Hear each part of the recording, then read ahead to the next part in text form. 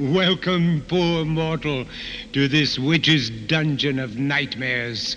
Beware and gather up all your courage, for we are about to begin. Say, kids, what time is it?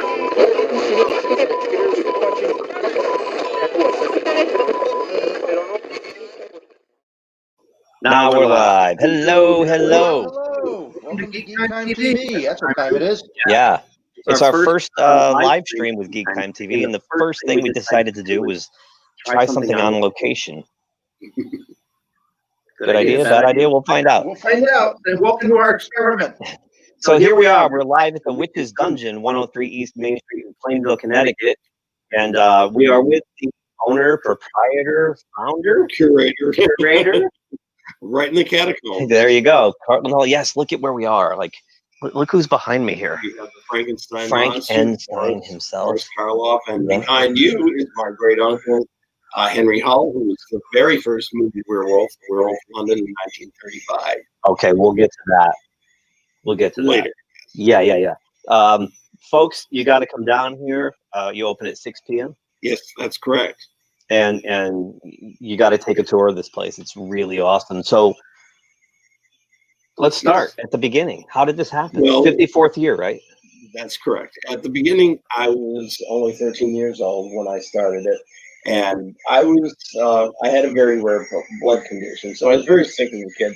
My folks kind of went along with my crazy idea of making a movie museum related to the classic horror films. But my mom was a professional costume designer, so she could recreate the costumes accurately. I was only 13, but I mean, I had done artwork since I could hold a pencil. Plus the fact that I got to know some makeup artists in Hollywood due to my great uncle, Henry Hull, who was a werewolf, as I mentioned. So I had background by John Chambers, who did the Planet of the Apes, and he taught me a lot of how to sculpt and how to paint these figures. So that's how it started. Of course, it was a little crude in the beginning, but my very first character was my own creation, Zenobia the Gypsy Witch, which later was voiced by June Foray, who was best known as Rocky the Flying Squirrel, but she was Witch Hazel and Bugs Bunny characters. Right. John Chambers. Yeah. Love John Chambers. Besides doing Planet of the Apes, he did makeup for The Outer Limits, too, and Island of Lost Scotland, Island of Dr. Moreau, did one with Burt Lancaster, and many other films, too. Wow. I'm a fan of John Chambers, and I don't know if people know, but if you've seen the movie Argo, John Goodman plays his character. And he did it very well. Right. Yeah. It was scary when I went to see it. I mean, in a good way, because John Goodman did such a good job of getting the mannerisms down. John Chambers, I knew John so well since I was a kid that it was almost like watching John Chambers on screen. Wow. He was really good. I wondered that when I saw it, how much creative liberties they might have taken with that. So I mean, you knew John Chambers. Yeah. And John had told us about what happened. We had to keep it very quiet because we knew about it way back when it was happening. The Argo stuff. The Argo stuff, yeah. But anyway, he was a great guy, great sense of humor, and he did a lot of creation for the Magic Castle out there. He worked on different things that they had at the Magic Castle. So did Vern Langdon, who was another makeup artist that I knew. And John, as I say, had a great sense of humor. He also, although he didn't get credit on it, he was the creator of Spock's ears for starters. Yes, I've heard that. Yeah. It was applied by another makeup artist, but John was the one that actually sculpted them, because I've got pictures of him with Leonard Nimoy where he was putting the ears on to do tests and everything. Yeah. He was like the original Rick Baker, or absolutely. Yeah.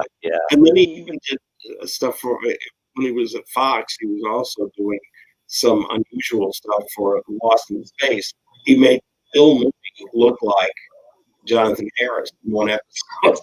He made a mask of Jonathan Harris and put it on Bill Murray. He turned into Dr. Smith. That's awesome. That's hilarious.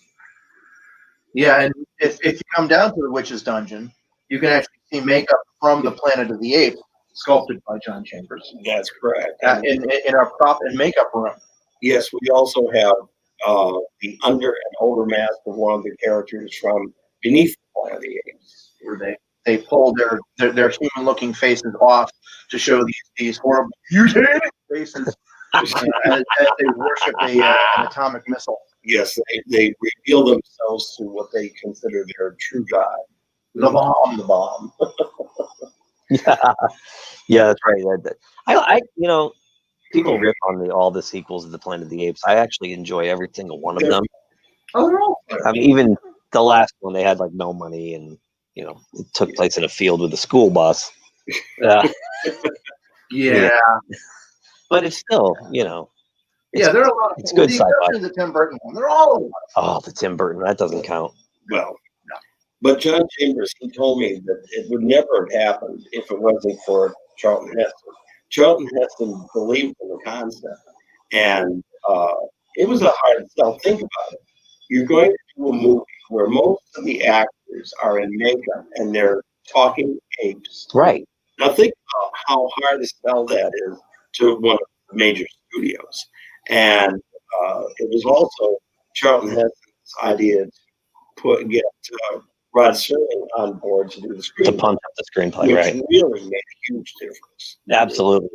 Rod Serling is my favorite writer of all time. I'm a huge Twilight Zone guy. Yeah. And clearly that movie had the Twilight Zone It hook. had that. It had that hook, yeah. Rod Serling came up with the ending, correct? Yes. Yeah. Where the spoiler, just in case you haven't seen the Apes, the ending is the statue will be buried off the ocean there in Manhattan. Right. Wow. All right. So what gave you spoilers over? spoilers? Okay, good. All right. Oh, is that what you were doing? Yeah. Spoilers. Oh dear, I don't want to hear it. That's funny. So the museum. Okay. Well, first of all, as we started to say beforehand, was that I originally started the museum in my backyard because my folks had built a special building just for it, and it was small, but we had about 13 figures to begin with. Now we have 22, but Wow. The sets were really tiny, but I made the most of what we had, and it's amazing. I crammed 13 characters. Yeah, those little tiny phone booths. Yeah. Smaller than phone booth size. Yeah. Size little alcoves. That's right. Yeah. And we originally did it using voice tracks from the motion pictures that would carry you through the whole tour. Now we have live tour guides that take you through it. And the concept is they're the only live in here. They're in black and white. They're all the figures are in full color, which is sort of a reverse because most of these films were made in black and white. Right. So that's what makes it a little bit fun that the two tour guides are in black and white makeup, black and white costumes, and they're the only live people in here to take you through the tour. That's cool. That's cool. Now, Pete, Yes, you have a role here. I do. I'm sort of the gatekeeper. And the audio, You're the crypt keeper? The crypt keeper. and the audio visual. I've designed all the audio and that Vincent Price skull that you saw at the beginning. yeah, amazing. I animated that, and that was really Vincent Price's audio. Yeah, that really was Vincent Price. It wasn't somebody imitating it, it really was. That was recorded at Disney. Yes, when he was doing Great Mouse Detective, and that was around 85, I believe, when he did that. And Vincent I had known because he and my great uncle Henry Hull had appeared in Jules Verne's film Master of the World. And so I got to know Vincent when I was a teenager and right up till the time that he passed away in wonderful man, very, very great. And he graduated from Yale. So therefore, he did a lot of fundraisers here in Connecticut, down at Yale. And anytime he did, he'd invite myself and my folks to it. We'd have dinner together. And he was just delightful. One of the funniest, wonderful people. One little story I'll tell you. He, he hosted PBS Mystery for a long time. He was the host of that. And one day, he would come in to Boston and film 6 introductions at a time. Then he'd fly back. Well, he was coming down the hotel elevator, getting ready to get on the plane, and this woman says, "You're him, aren't you?" And he said, "Well, yes, I thought so. You were Boris Karloff." Karloff? Nothing Vincent said convinced the woman he was not Boris Karloff. And so he had to catch the plane. So he ended up having to sign an autograph for her as Boris Karloff. Oh, that's even better. And he said, I could just see Boris up there saying, they haven't forgotten me. Karloff, sidekick. I've heard you tell the story before, and it gets funnier every time you tell it. That's awesome. As I look at behind me, Boris is Boris there, Boris Karloff there. That's awesome. But Vinny, he was a lot of fun and such a great guy. Did he ever talk about the Brady Bunch episode he did with the beans? No, we never happened to talk about that. He was, he was born in St. Louis, and he knew that I loved the movie, The Christmas, Meet Me in St. Louis. And he told me the whole story. He says, in that Halloween sequence, they talk about these girls that they put a dummy on the tracks and almost derailed the trolley. And the story in St. Louis says, believe it or not, that actually did happen. He says, no, I didn't do it, but it did happen. Yeah, well, he can say whatever he wants. We know he. So every Christmas, when we'd have a little phone conversation, he would say, "Now you have yourself a merry little Christmas." That's awesome, man. Wow. All right, so just want to back it up a little bit. Around what age did you start coming in contact with all these legendary people? Like, my God, it's so how it all kind of started was because I had supplied some photos for a staff who was the editor of Famous Monsters. And Florey, in turn, introduced me to Don Post, who made these wonderful masks back in the 1960s. And it was John who, in turn, introduced me to John Chambers and Birdland. And that's how it all kind of came about. wow. So that's, and then one thing I led to, and as I did mention, I met Vincent through Uncle Henry Hall, the actor that was the Wolf Run. So it just kind of Who's developed. right? Yes. Trying to aim this. It's like behind me. No, it's not. How did the weatherman do that? There's a cold front moving in. So earlier we were talking about Werewolf London, and one of the special effects men, he was really remarkable, was John Fulton. And he worked for Universal, and he did all of the effects, as you were mentioning. You loved The Invisible Man. This was off air. We were having a discussion before we went live, so just to catch the audience up. So John Fulton eventually moved from Universal over to Paramount, and he did the 10 Commandments at Paramount, and he parted the Red Sea, and that hastened into John Fulton's forehead. Anyway, he won the Academy Award for the 10 Commandments. Well, then backing up again, as I say, he was the special effects man that did all the effects for The Invisible Man. And most of it was they had Claude Rains in a complete black velvet bodysuit.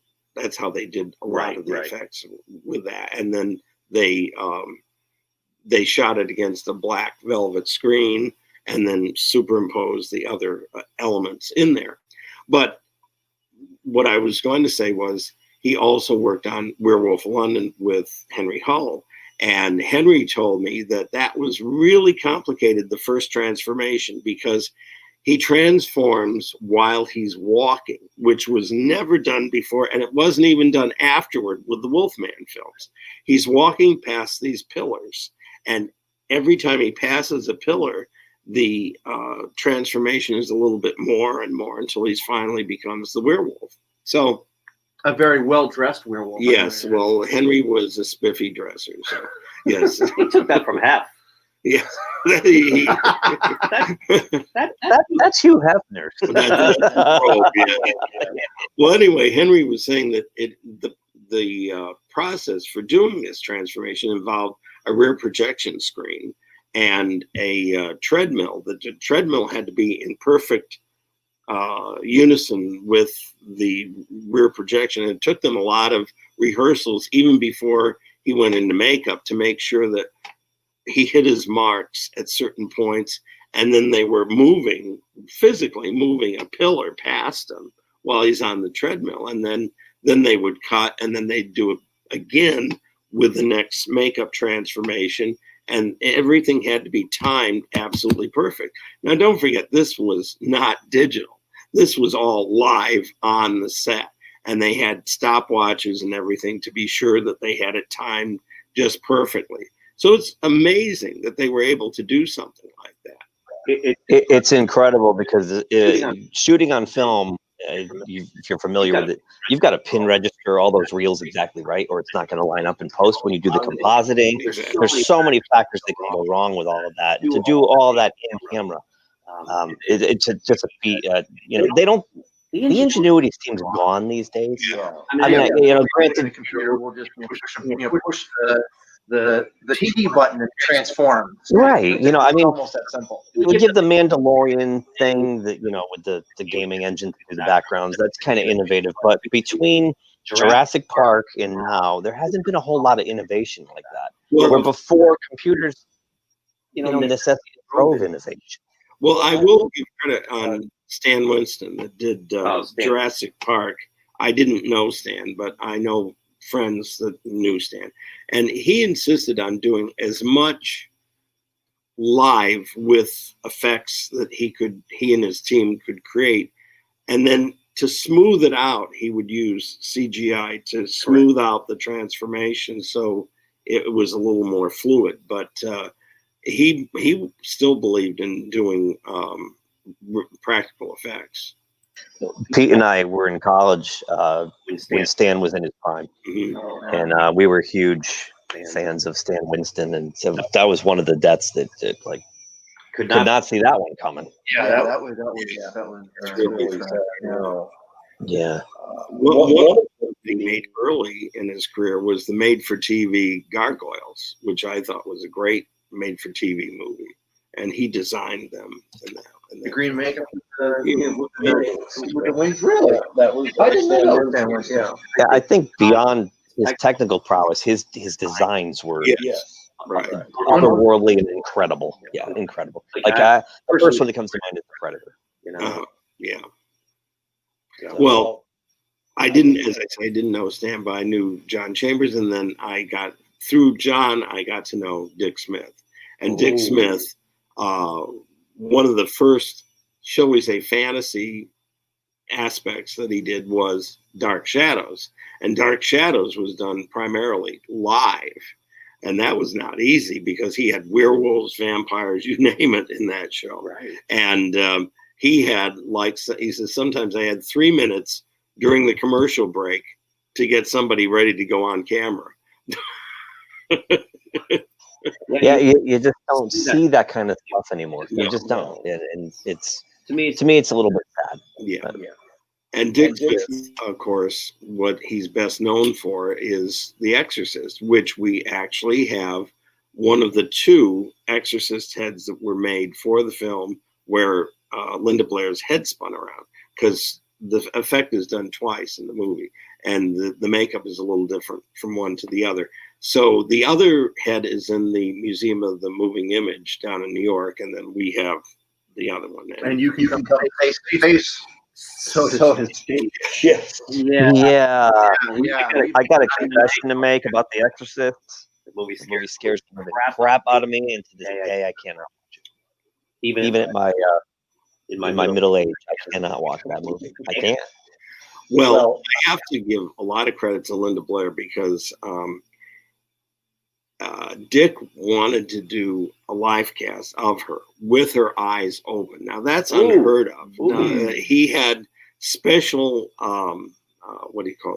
contact lenses that he had in her, and for a 13-year-old little girl to put up with that and not get claustrophobia and not panic, I think I'd panic, doing that. But what a trooper that she did that and just kept her face rigid the way they wanted it.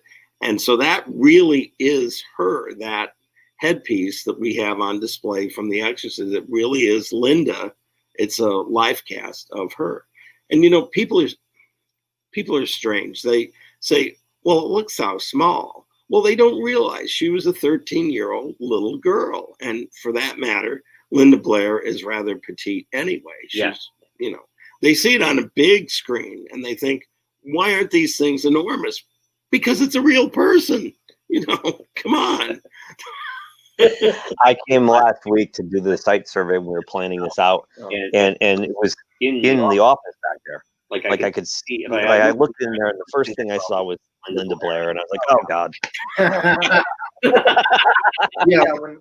When we do the tour of the prop and makeup room, that's usually when people see it, some people really get startled. They realize, oh no, it's gruesome. It is. It's gruesome. And the eyes, Dick decided to use basically cougar eyes, like a taxidermist would have. He wanted the eyes to look really unusual. Right. And so then he had special contact lenses made for Linda of these cougar eyes. That's why her eyes look really weird. That is just awesome. Yes, it is. So you start in your backyard, and then you decide to take the whole thing to another level. Well, what happened was, you have to realize this was 1966 when I started this. Halloween was simply bobbing for apples, trick-or-treating, and maybe a little masquerade ball, and that was it. What about Haunted Hayride? No Haunted Hayride? No apple fritter? Well, maybe. If you went to the right place, maybe. I mean, there were no... Halloween wasn't what it is now. Now it's the second most popular holiday other than Christmas. But back then, you were considered an oddball if you went overboard for Halloween. As a matter of fact, when I was in high school, they called me the Norman Bates of Bristol. So, wow. Which I thought I liked. Actually, I liked that because I thought to myself, well, it's better to be bizarre than to be boring. Oh, I'm with you. That's why we love genre. Yeah. We're not normal, right? Right. There you go. And, some of the kids, when I was growing up and I had first started this, they thought I was, he's very strange, which I kind of love that. So it's fun. Anyway, but so as we mentioned, it started out with 13 life-size figures, and then it started to develop beyond the dungeon because of the fact that the rest of the year I started taking displays to movie conventions. So I was building more figures, but I didn't have the space to display them. So eventually I was able to work a situation with the Bristol Historical Society, and that was 2014, I believe that was. Okay. And that was when it really expanded, because I had other figures standing around the house and they had nowhere to go. So it was primarily a traveling circus until... Well, I still had it every single year. So it has been in Connecticut consecutively this is the 54th year. But off season, I would take them to film conventions like Chiller Theater down in New Jersey or Monster Bash down in Pennsylvania and other shows. There's a big one that I did also out in California called Monster Palooza. And that was a bit of a trek to put all the boys in a big van and travel out to California to do that. But people loved it anyway. I remember you were at, we have a mutual friend, Mitch Halleck, and you were at Terrificon. Yes. About 5 or 6 years ago. You had the whole big we had area upstairs area, one whole room. And I remember you had Dark Crystal pictures in there. Well, that was my friend Bill Don. Okay. I was going to get Bill and I have been friends for well over 20 years. And Bill has been a tremendous help in helping me expand it in a bigger way. And Bill is a 3-time Emmy winner for lighting design and set design. And so all the sets you see here pretty much were designed by Bill. And he did the lighting in here, which has a great atmospheric feel to it, especially when you see it in person. And so Bill has a great love for the genre.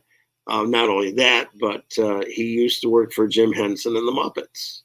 So he also has his own puppets that he's created. And he just, we work very well together. Yeah, no, the lighting here, oops, let me put my mic back up. Okay. Having a senior moment. The lighting here is awesome. It's just it really sets the mood. Yeah. And as I say, because these movies, most of them were made in black and white, it's what inspired me was when I saw the Famous Monsters covers that were done by Basil Gogos. Yes. And it really was inspiring to see the colors that he used on the black and white characters that we'd only seen that way. And so even before I knew Bill, even in the smaller Witch's Dungeon, I used colored lighting behind them, in front of them, to make it more exciting. So even in the early days, the Witch's Dungeon, the figures were never totally black and white. They were in these sort of, well, psychedelic colors, I guess you'd say, because of the fact that, don't forget, the 60s when the Monster magazines came out, that was the height of the psychedelic era. And the first poster I made for the Witch's Dungeon was all in fluorescent colors. You could put a black light on it, Yeah, it was height of Andy Warhol, right? Right. And what I love about it, I'd call it Technicolor lighting, because it's so saturated. The colors are so saturated in it. When I came here for the first time, like when you look at the displays, the colors inspire imagination again. Like, you know what I mean? Like you see, like you said, you see the characters in a completely different way. Right. They're no longer monochrome. They're popped out. They're in color in the environment that you put them in. Just trigger your imagination. You can stand and look at these things all day. They're beautiful. Yeah, that's what I was hoping for. And that's why the concept that the live people that take you through on the tour, they're in black and white, but the monsters are in full, as you say, Technicolor. Yeah, that's awesome. But one thing, like I'm looking at Artist A behind you, and I just love the effect on him over there. You know, this green water sort of effect on it. Green and orange. It's yeah. That's that Boris Karloff stare. Yeah, he has this incredible intense stare with He's all eyebrow. He's all eyebrow. He's staring right through you. Yeah, if you've got to come down to the Witch's Dungeon and see this stuff in person. Like you can see a couple of the characters behind us, but you really need to. And there's some lighting effects behind you, Pete, right there as an example of doing a water effect. That is showing off the creature from the Black Lagoon on the other side of the wall. Speaking of the creature from the Black Lagoon, we just happen to have, this is an actual, from the original mold, the actual foot, one of the feet of the creature from the Black Lagoon. And this was done by, well, the Bud Westmore unit at Universal, but it was really sculpted by Jack Kevon or Chris Mueller, the two unsung heroes of Universal. See, Bud Westmore was head of the department, but the real sculptors that did this were either Jack Kevon or Chris Mueller. And look at even the underneath of it. Oh, that's is awesome. very detailed. How come it says Nike on it? No, I'm kidding. And, well, it is also, by the way, signed by Rico Browning, who was the underwater creature on all three creatures. But besides that, he's the creator of the TV show. Oh, I didn't know that, really. Underwater director on Thunderball. Oh, yes. Yep. And he was an underwater director on Lady in the Smoke, Frank Sinatra. Okay. So Rico attributed a lot to the film industry. So While we're on the subject of the creature from the Black Lagoon, if I'm not mistaken, and please correct me if I'm wrong, the statue that you have of the creature is actually cast out of the same molds that made the original costume in the 1950s. Most all of it. So we had to fabricate some of it. Most of it is from pieces that we were able to assemble from the original creature costume, especially the chest plate, the hands, the feet, the head, and some of the other gills and like that. And he's huge. He's 6'3", which actually was the height of Ben Chapman, who was the land creature. There were two actors that played the creature.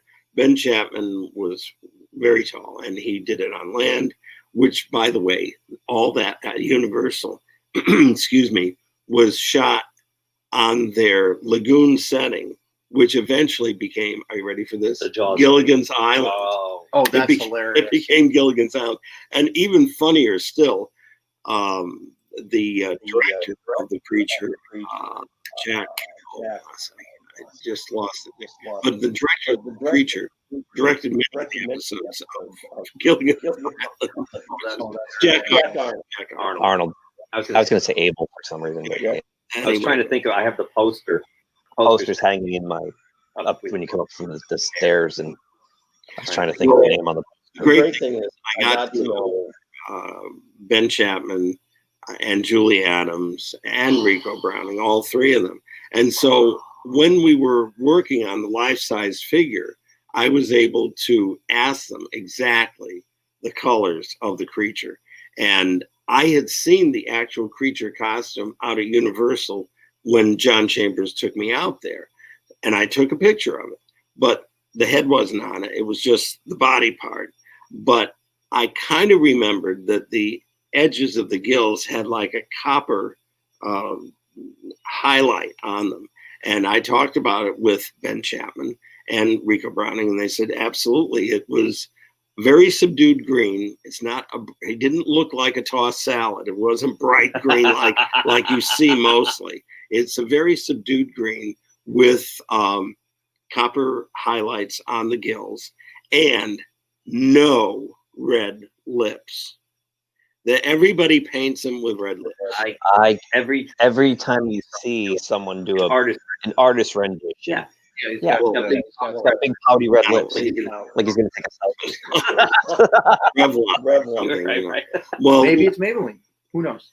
Well, let me tell you how that came about. First of all, and Ben Chapman was the one that told me, who was the land creature. He said that Universal did make one photo creature costume in color, and that did have red lips. Oh. But it was only for publicity purposes and for them to use for the posters. That's why the posters have them in red lips all the time. But in black and white. Crashed. We did? Yeah. Still live on Facebook. Having trouble connecting. I'm going to keep the stream open, but let's hold that thought. Okay.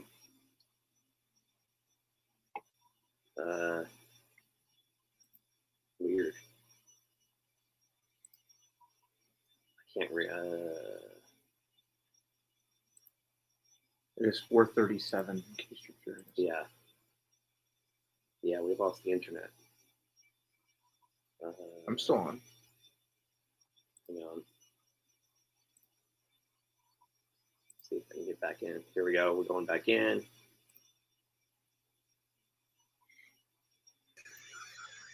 We're still going. We're back. All right, we're back. Okay. We're back. Sorry. Sorry, our internet dropped. Well, These things happen. in our last episode, we were talking about the creature from the Black Lagoon. As I said, there was only one costume that had the red lips, and that was for publicity purposes only. And there were shots of it that were taken by Life magazine in color. But in the film itself, black and white film at that time, it was sensitive to red. If the lips were red, they would appear black on black and white film. And that's why, if you saw any of the actresses, they didn't wear red lipstick because it looked black, so they would have a lighter shade of lipstick on for a black and white film. It's the same thing with Technicolor. There was a color shift in Technicolor that it was, oddly enough, very sensitive to red. If they had something painted red, it would photograph orange. It was strange.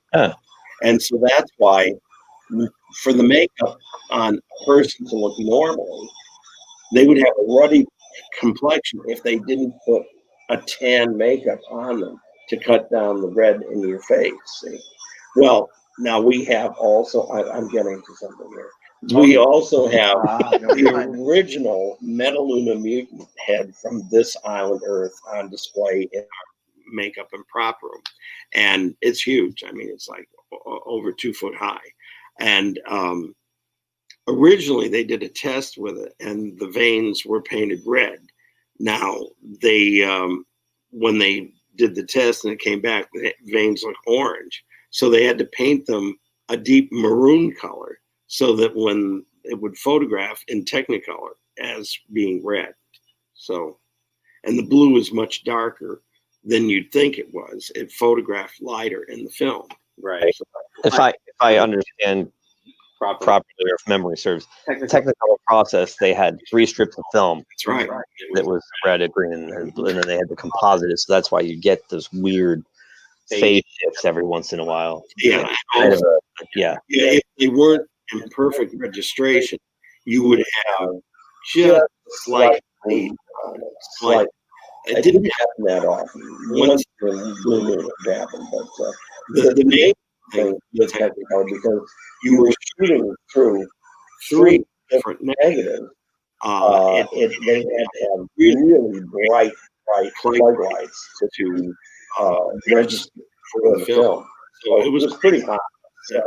And you can imagine the guy in his full Metaluna mutant costume and on his head. How tough it must be. Oh my God. It's a big brown-eyed monster. People might know it as Mystery Science Theater, the movie, because that's the movie that they made fun of in the Mystery Science Theater movie. Yeah. But it's this big brained, bug-eyed monster that chases the girl at the end, because that was kind of a given. You had to have some monster chase the girl at the end of the movie. Well, then eventually, look at Mars Attacks. Mars Attacks. Yeah. I was gonna say reminds me a lot. The Mars Attacks alien reminds me a lot. We have him. Yes, we have a color. We have Mars head on display. The color, as you said, the color study for it. Yeah. But this place is so much fun. You also have. Not to, but we're getting away from the monster thing. I just want to mention that you have the Raiders of the Lost Ark idol, golden idol. As a matter of fact, Alan signed it on the bottom for me. What people don't realize is the reason that the natives were so angry at Indiana Jones, and it's cut from the picture because I guess they felt the explanation weighed the film down or something. It's really their fertility goddess that he was stealing. And when you see it here in person, I don't know how to put this delicately. She's giving birth. She's got a little baby popping out there. So look at it closely, folks, when you come here. And you'll see this is the reason Indiana Jones was in deep trouble with the natives. It's probably also why he sat there going, Yeah, also, if I'm not mistaken, the idol that you've got here, that was used for the wide shots. Yes, because it's got a screw hole in the bottom of it because it kept falling off the pedestal. And if you remember, the whole set vibrated. Right. And so they had to screw one of them to the post so it would stay up there. So, which is kind of strange because I picked it up and it's heavy. It's got some mass to it. It's actually made, I believe, if I'm not mistaken, of a solid resin, and then it's plated to look like gold. Right. So, And speaking of wide shot, you've also got the only Surviving ET, which was used for wide shots of the bike chase at the end of the film. That's right. Yes, it is. And the reason the others didn't survive from ET was because they were made of more porous foam latex, and it was very that foam latex, and because it was used a lot because of all the mechanics underneath, it just dried up and became like toast, and it just crumbled, unfortunately.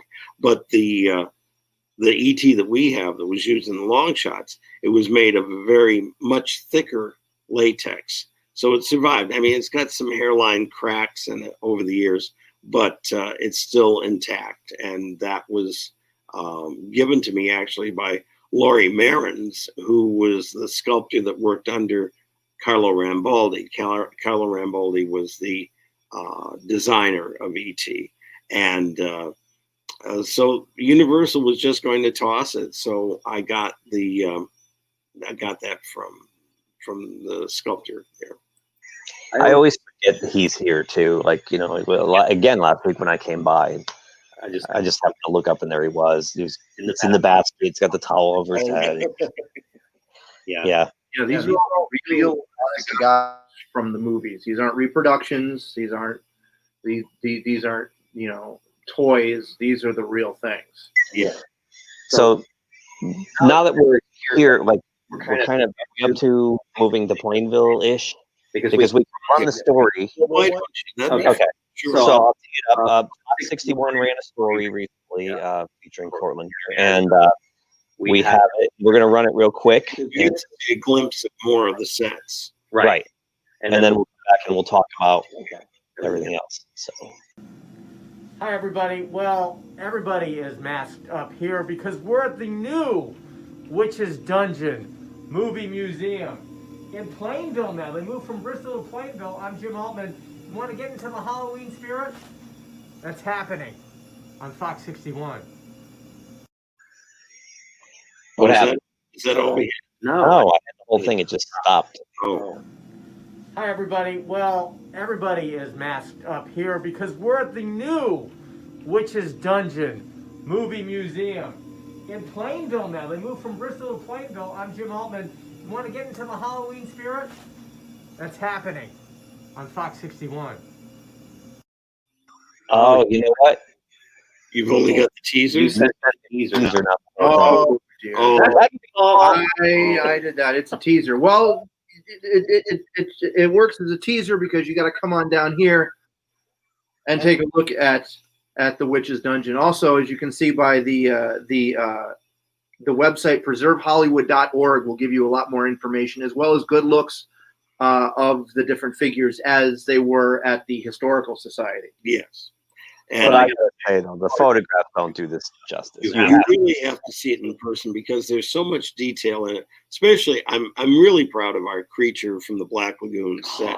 We put a lot of My favorite. That is up to, and I'm glad I have it toward the end because it's like kind of you see that and it's like, oh man. It's like walking onto the set, really, and that's what I wanted to create with these figures, is give you the feeling that you walked onto the set.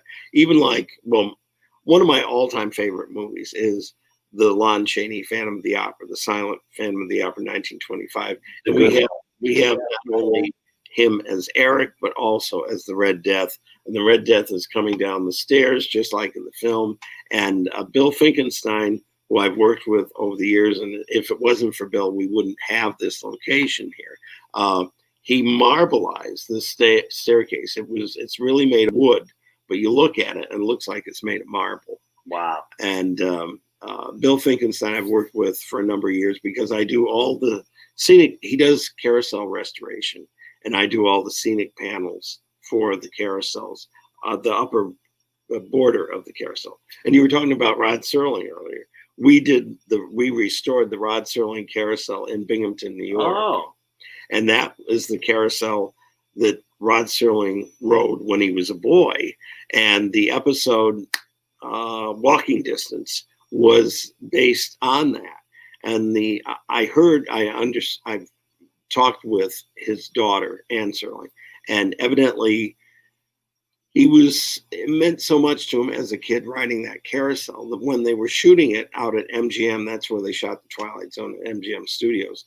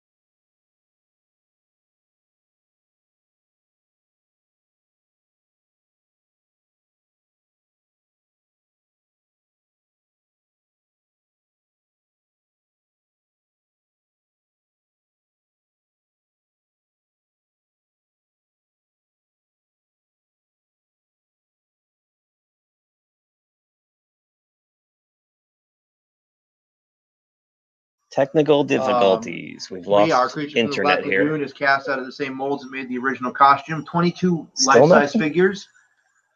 We've got Nosferatu, Frankenstein, the Werewolf of London, The Fly. I love The Fly. And then we even have Maleficent. Maleficent from Disney's Sleeping Beauty. Wow. All right, we're having trouble getting Cortland back here. Hang on a second. I'm going to try. We're actually sort of creeping close to the end, too. Yeah. Not one, but two mummies. Ardith Bay, Ardith Bay, and played by Boris Karloff, and Lon Chaney Jr.'s Lon Chaney Jr.'s Karis from the Mummy's Tomb. Mummy's Tomb. We've got props from the movies. We've got and then we also have the Elegant Beast from La Belle et la Oh yes, from the French version of the Beauty and the Beast. There is. Hey, we got him back. We got him back. The French version of the Beauty and the Beast. The Beast is here. Now, before we lose him again, I would like to talk about Nosferatu, who's behind me, because, and you're interested in this as well. Oh, absolutely. I love me some Nosferatu.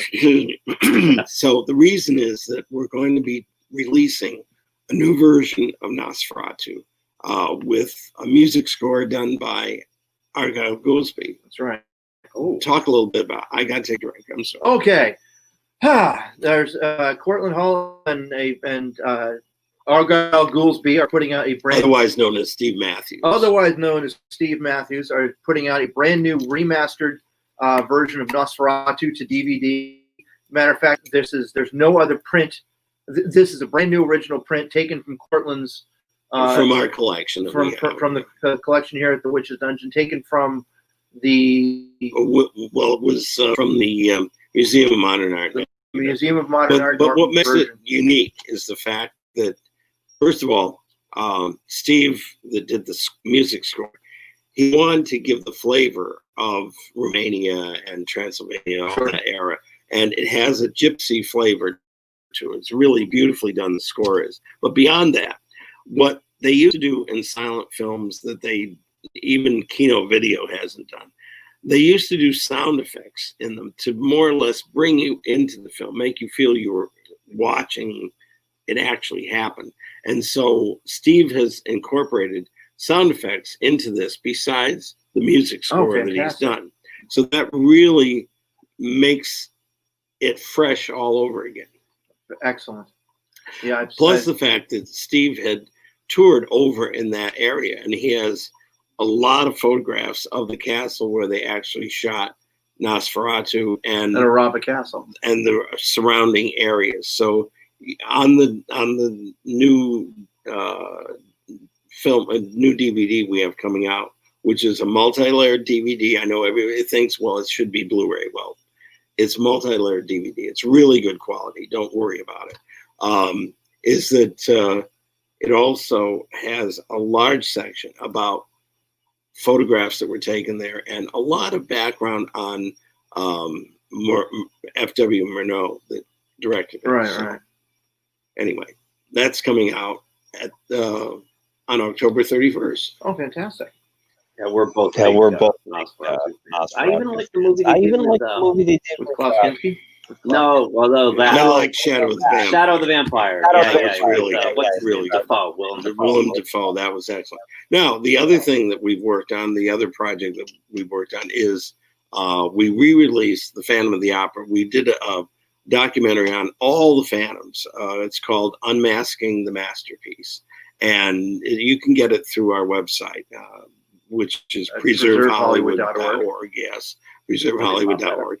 And what we did was we took it from all the different aspects of Phantom, right from the book to the Chaney movie, which really the Chaney film is the closest to the book.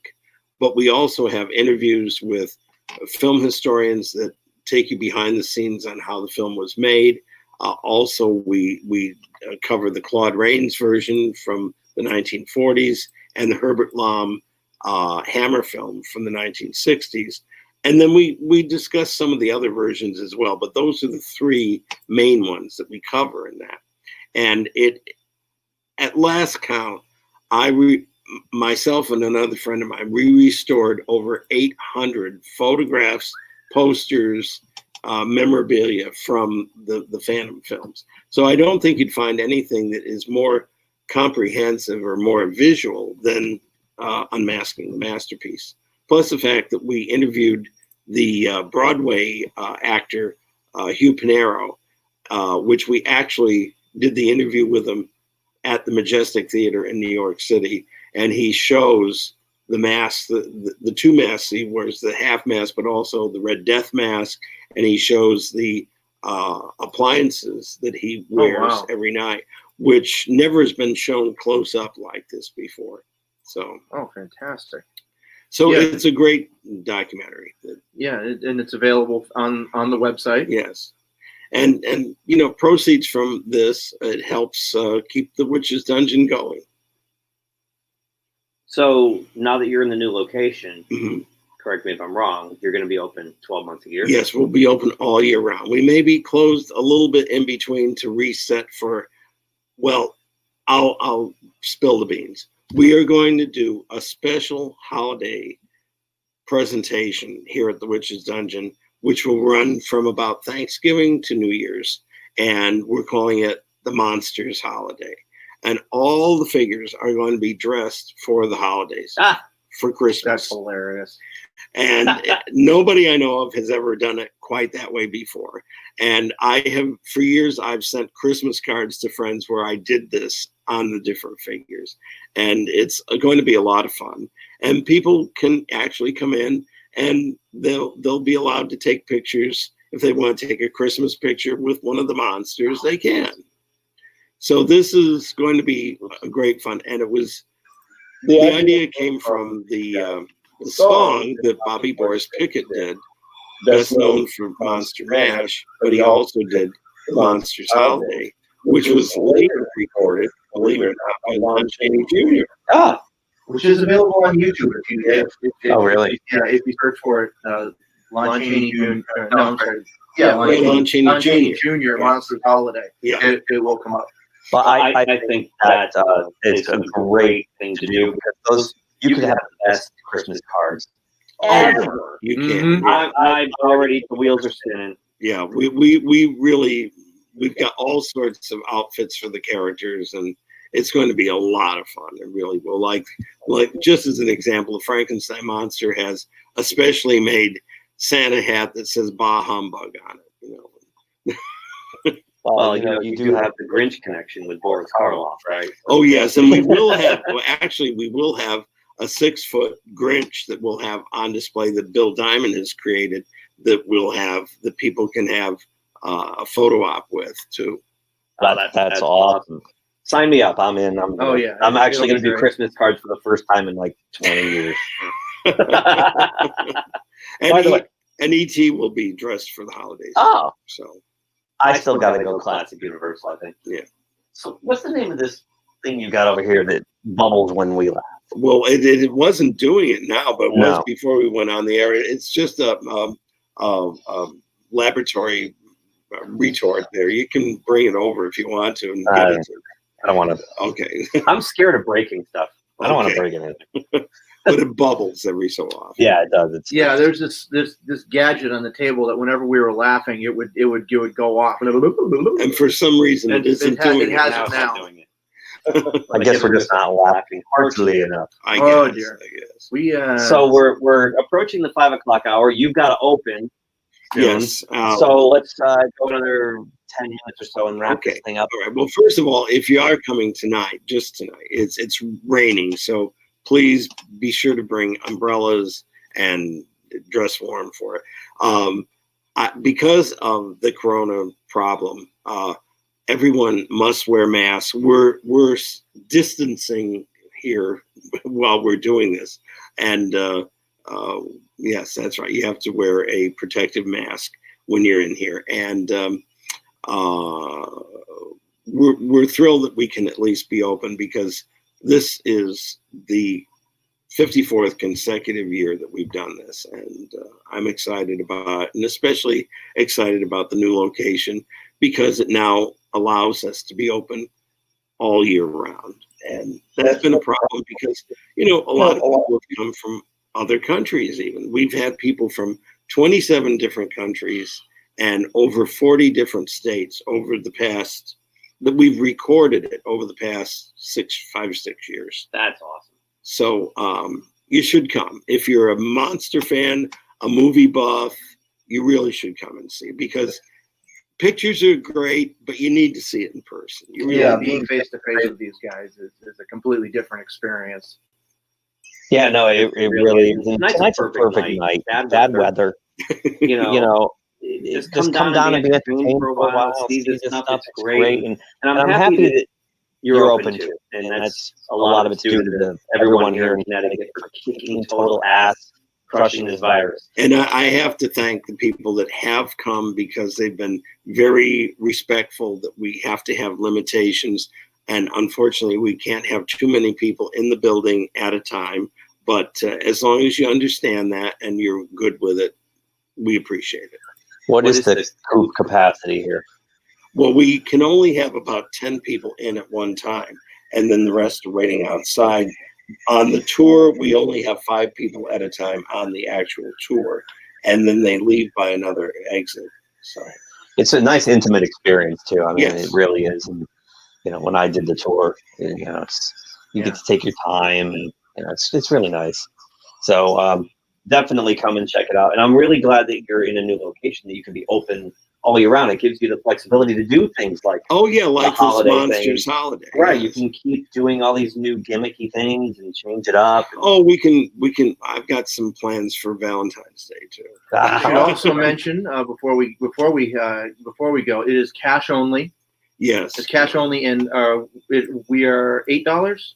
It's $8 for adults, $4 for kids. $8 for adults, $4 for kids. Cash only, please. But there are ATMs all around us. There's a perimeter of ATMs, and we also have a lot of great restaurants around the area if you want to go for dinner first before you come over. So yeah, this is a perfect location. If you're not familiar with Plainville that much. Right down the street, ATMs. Yeah, it's basically downtown. The downtown section. And we're across the railroad tracks, so we even have a wonderful Italian restaurant just over the railroad. You can walk from here over the railroad track. And I saw the bakery across the street. They're wonderful too. Yeah, great. You can make food. an entire evening of it. Great food around the area here. So Cortland admitted it though, right here, right now. that he's from the other side of the tracks. I am. Me and Steven from Night of the Team. So, a quick comment in the chat. Someone saw you at Terrificon and loved your exhibit at Terrificon. How much are tickets for entry? We'll say that again. $8 for adults. I'll put it on screen real quick. $4 for kids. Yes. So it's $8 adults / $20 for kids. No, $4. Don't scare people. Yeah,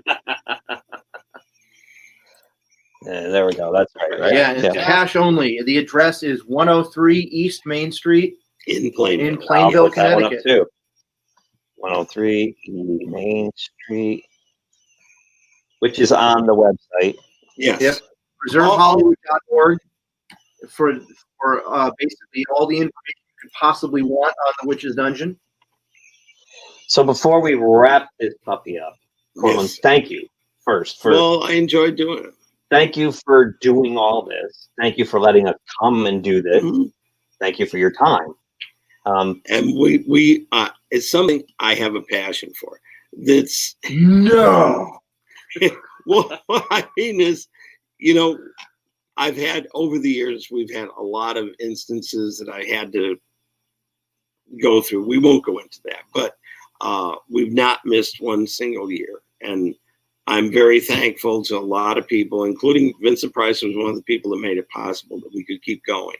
And it's something that has a genuine love, and I like sharing it with everyone.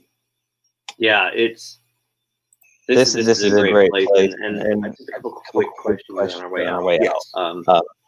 You've had a lot of people involved, and people through here. Mm-hmm. Who would you think the geeks would be most excited to hear came through here?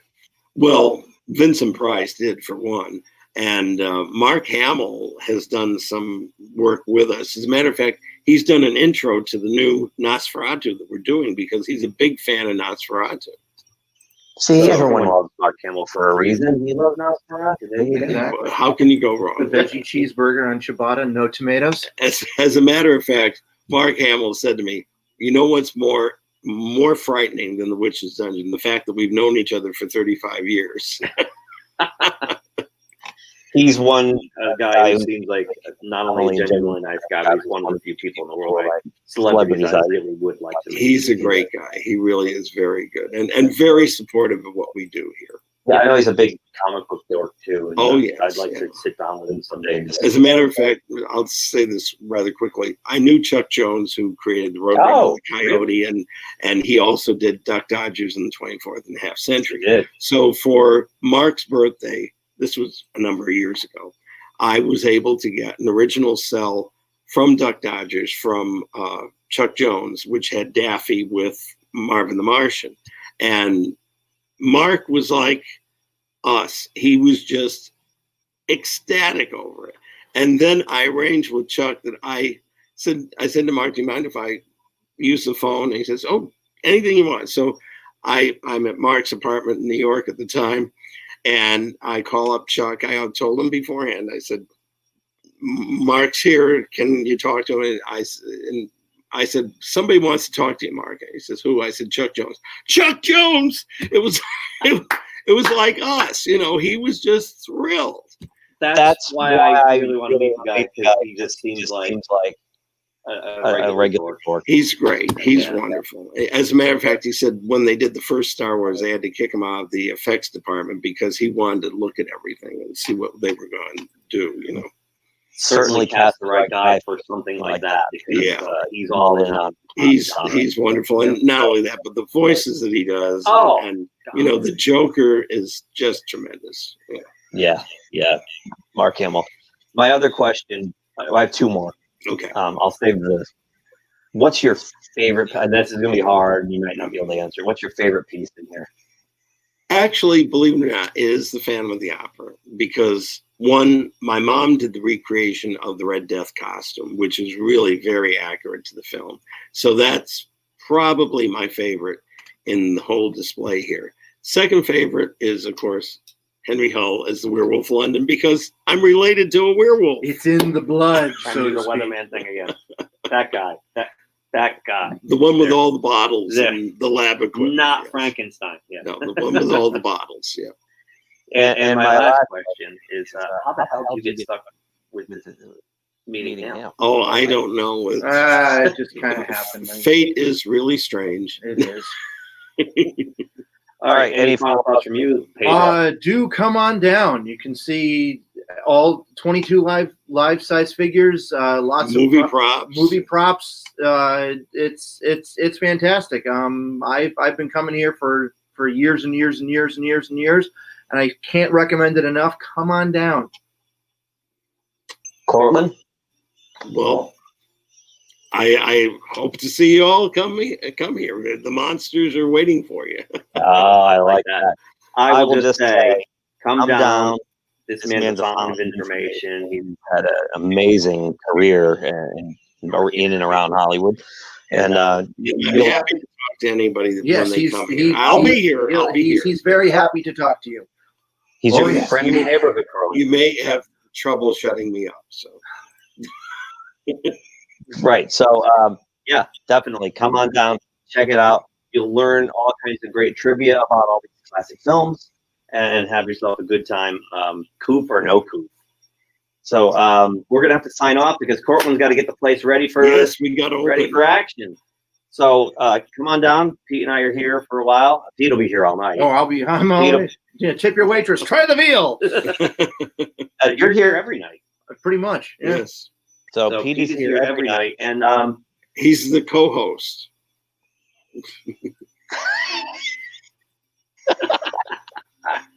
Yes. So, and thank you for all for watching, and the archive, of course, will be available. Thank you for watching the archive if you do.